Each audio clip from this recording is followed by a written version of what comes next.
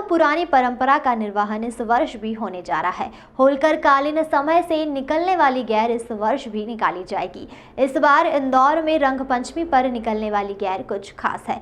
UNESCO में गैर को शामिल करने की कोशिश की जा रही है। आयोजक भी अपनी पूरी ताकत लगा रहे हैं। इस बार गैर में गाड़ियों के साथ ही जूनियर अमिताभ बच्चन के साथ ही बरसाने की लठमार होली का नजारा और 70 लोगों की ताशे की पार्टी इस रंग पंचमी में उत्साह से रंग भर देगी।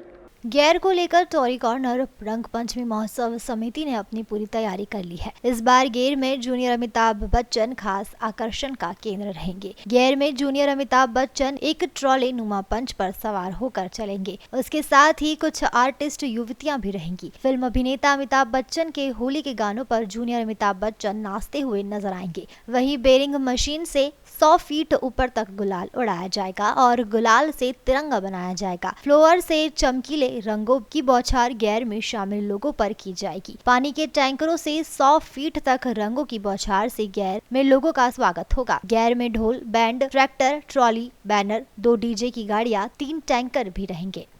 2 वर्ष तो लॉकडाउन के थे, उस कारण गैर नहीं निकली।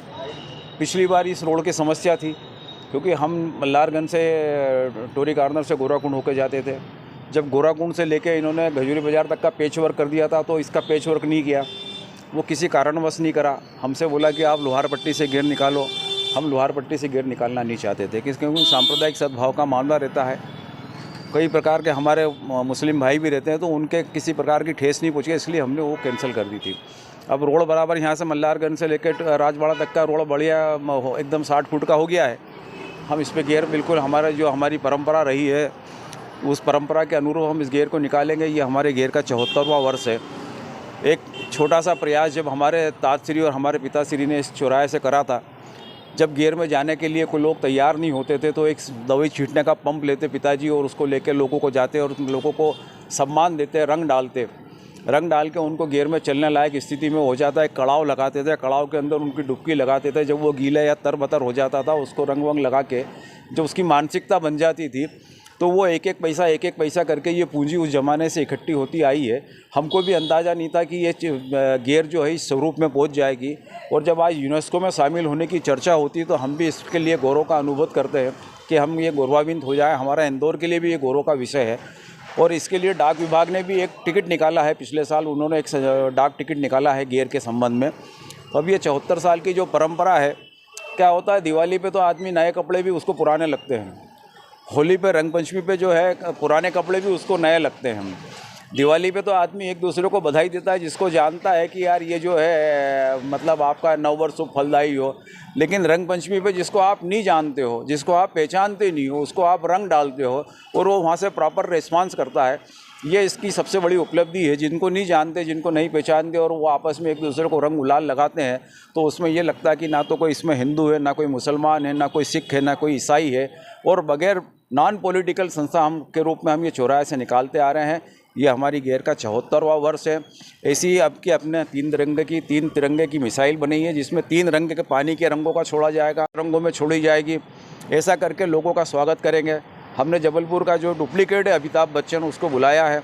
उसके साथ महिलाएं वहाँ पे उसके ट्राले पे डांस करेगी, लोगों का मनोरंजन करेगा। हमारा यही प्रयास है कि पिछली बार से भी ये गेयर बहुत अच्छे स्वरूप में निकले। और जो राजवाड़े का जो स्वरूप है इस गेयर का पहुँचने का, तो उसका तो एक मतलब आप कल्पना ही नहीं कर सकते। जब ये गेरें धीरे धीरे निकलने लगी तो यहाँ से इंदौर, रतलाम, नीमच, मंदसौर, जावरा सभी जगह जो है रंग पंचमी का उत्सव बनने लगा। और सरकार को इसकी सरकारी छुट्टी घोषित, स्वैच्छिक अवकाश घोषित करना पड़ा। वैसे तो उस दिन संडे है, लेकिन अगर और किसी दिन होती तो स्वैच्छिक अवकाश रहता था। तो कलेक्टर जाटव ने बिफोर 2-3 साल पहले प्रयास करा था इसको यूनेस्को में शामिल कराने का। अभी भी इलैयाराजा ने इसका प्रयास करा है। तो आपने अभी देखा ही होगा कि इलैयाराजा किस प्रकार से मस्ती कर रहे हैं, कीचड़ में नहा रहे हैं। मतलब वो कोई ऐसा नहीं कर रहे हैं, मतलब एक संस्कृति का हिस्सा है जिसमें आदमी को आनंद आता, अनुभूति होती है। जब आदमी को आज के ज़माने में इतना मानसिक तनाव रहता है और अगर वो 3 घंटे 4 घंटे हमारे साथ चलता है तो बगैर मेडिटेशन के वो जो है अपने आप को एकदम खुश होकर नाचता कूदता है।